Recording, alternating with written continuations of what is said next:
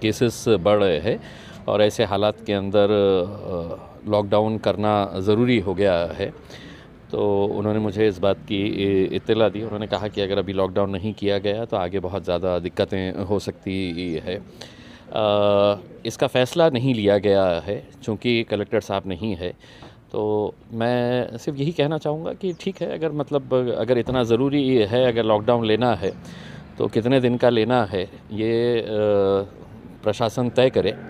लेकिन ऐसा ना हो कि प्रशासन का मतलब ये है कि 4 अधिकारी बैठें और 4 अधिकारी बैठ के ये तय कर ले कि अब शहर के अंदर लॉकडाउन लगाने का है और इतने दिन का लॉकडाउन लगाने का है।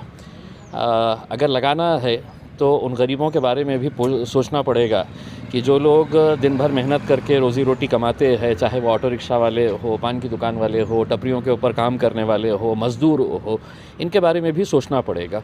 और इसका जब तक फ़ैसला प्रशासन नहीं करता है, ये ऐलान नहीं करता है कि हम अगर लॉकडाउन लगा रहे हैं तो हमारे तरफ से, प्रशासन की तरफ से या सरकार की तरफ से ये सुविधाएँ रहेगी, ये कि यहाँ पर इतनी जगहों के ऊपर किचन्स बनाए जाएंगे ताकि गरीब लोगों को दर दर भटकना ना पड़े। अचानक अगर आप आएंगे और कहेंगे तो ऐसा नहीं है कि सरकार में बैठे हुए या अधिकारियों के पास जितना पैसा होता है या बड़े पुडारियों के पास जितना पैसा होता है वो गरीबों के पास भी होता है कि वो अपने बैंक में से जाकर निकाले करके। ये तो रोज़ कमाकर रोज़ खाने वाले लोग हैं। तो इसके बारे में कुछ ना कुछ तो भी फ़ैसला ले, हमारी भी यही उम्मीद है। तो अगर वो इस तरह का अगर कोई फ़ैसला करते हैं तो यकीनन हम पूरी तरह से ताउन करेंगे। क्योंकि जैसे कि अब लॉकडाउन अगर फ़ैसला लिया गया 10 दिन हो या 15 दिन हो, तो जैसे आपने कहा कि जो गरीब लोग हैं उनको काफ़ी दिक्कतें हो सकती है। किस तरह से इसका जनता सर इससे मुकाबला करेगी? देखिए, हम तो यही चाहेंगे कि चाहे वो जिलाधिकारी साहब हो या आयुक्त हो, मनपा आयुक्त हो या डिविजनल कमिश्नर साहब हो, वो ये ऐलान करते वक्त ये भी बताए कि हम अब 10 दिन का, 5 दिन का, 2 दिन का, जितना भी आप लॉकडाउन कर रहे हैं उस पीरियड के अंदर गरीबों को तकलीफ़ ना हो। इस वजह से हम शहर के ये 10 जगह के ऊपर, ये 25 जगह पे, ये 50 जगह के ऊपर हम कम्युनिटी किचन्स बनाने वाले हैं ताकि लोगों को है तो वहाँ पर दिक्कत होगा। ख़ासतर से वो गरीब बस्तियाँ जहाँ पर आप देखेंगे कि सिर्फ झोपड़पट्टियाँ हैं, गरीब बस्तियाँ हैं, वहाँ पर लोगों के खाने पीने का इंतज़ाम होना चाहिए। और अगर वो इंतज़ाम अगर नहीं हुआ तो मैं नहीं समझता हूँ कि पब्लिक इसके अंदर पूरी तरह से ताउन करेगी और हम भी किसी तरह से ताउन करेंगे नहीं, हम किसी तरह से सपोर्ट करेंगे नहीं। क्योंकि ठीक है, कोरोना है, पूरी दुनिया के अंदर फैला हुआ है, लेकिन औरंगाबाद को क्यों ऐसा अजीब बना दिया गया है कि ज़रा सा कुछ होता है कि औरंगाबाद के अंदर लॉकडाउन है। तो औरंगाबाद में कुछ अलग तरह का वायरस आया हुआ है या दूसरे शहरों में कोई अलग वायरस है, ये समझ में नहीं आता है। हम तो चाहेंगे कि ठीक है, हम साथ देंगे आपका।